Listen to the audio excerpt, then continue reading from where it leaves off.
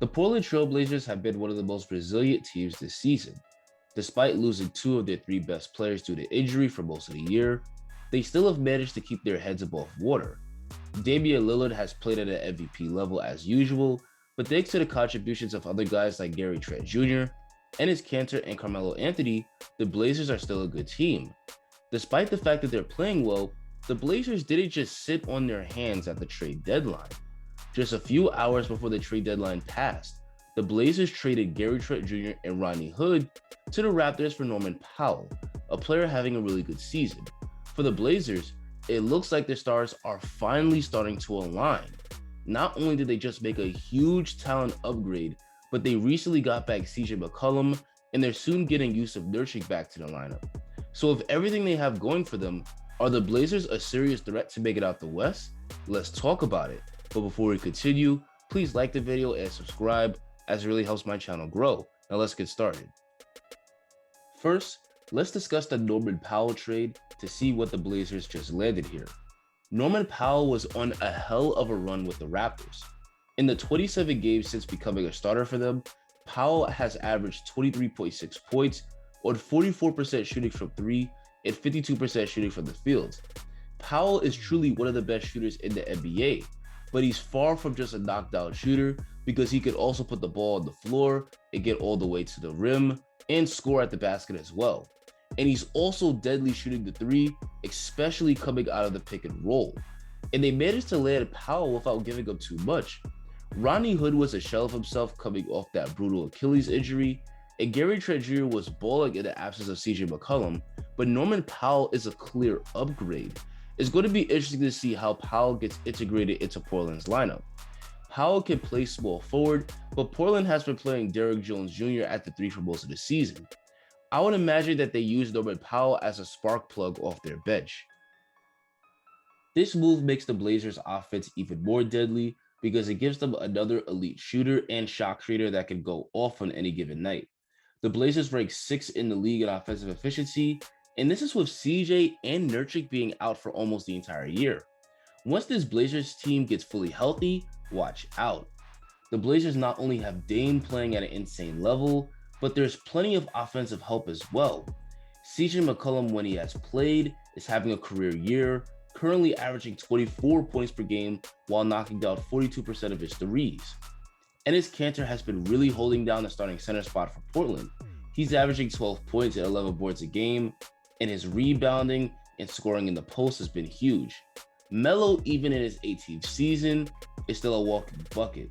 He's been averaging 14 points per game off Portland's bench. He's still able to create his own shot very well, and he's been also knocking down his threes at a high rate. Yusuf Nurkic is a very underrated player. Unfortunately, he's been brutalized by injuries over these past couple of years, but when he's healthy, he's one of the better starting centers in the league. He's extremely skilled as a scorer on the block and as a passer. Before the year started, Kanter stated that he sees Nurkic as an all-star.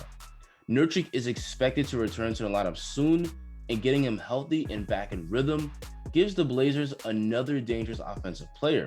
And now with the addition of Norman Powell, the Blazers have so many guys around Dame that can go off on any given night. This is arguably the most talented team that the front office has put around Dame during his Blazers tenure. Of course, things aren't going to just click overnight, but with over 25 games left, the Blazers have plenty of time to gel and develop chemistry. They just need to get healthy and stay healthy. The Blazers' offense ranks 6th in the league, and this is with the Blazers being unhealthy all year. With this new roster, the Blazers might be able to move to the top 3. While the Blazers certainly look like a serious threat on paper, what really scares me is their defense. I wish I could say that the Blazers were passable on defense, but unfortunately, they're downright awful. The Blazers only rank 29th in defensive efficiency, which is rock bottom. This is quite disappointing because the Portland front office made legit moves to improve a rock bottom Portland defense last offseason. The reason they traded for Robert Covington and Derrick Jones Jr., two good wing defenders, was to get better on defense. Unfortunately, that simply just hasn't happened. To be fair, outside of those two, the Blazers have some pretty poor defenders. Dame and CJ have always been poor defenders, Melo is a poor defender, and Cantor has always been one of the worst defensive centers in the league. Still, even with those guys in the lineup, the Blazers defense shouldn't be this bad. Basketball is a game of two ends. Just about every championship team is great on both ends of the floor. Not having a defense that can generate stops, especially late in games, is the kiss of death in the playoffs. Hopefully for Portland, getting Nurkic back will improve their defense. Nurk may not get a bunch of blocks, but he's still a pretty good defender. He's 7 feet tall with a long 7'2" wingspan and knows how to use his size and the rule of verticality to protect the rim. The Blazers defense has been better with him on the court over the years. In fact, according to Cleaning the Glass, the Blazers allowed 7 fewer points per 100 possessions with Nurkic on the court last year. Hopefully, a healthy Nurkic will make the Blazers defense a lot better. I don't expect the Blazers to be a top 10 defense this year, but if they can improve to just average or below average, that would make a world of a difference, especially with how good their offense is. So, are the Blazers a true threat in the West? I believe so. If the Blazers can get healthy again and develop some chemistry, I think they're poised for another deep playoff run, similar to the one they had in 2019.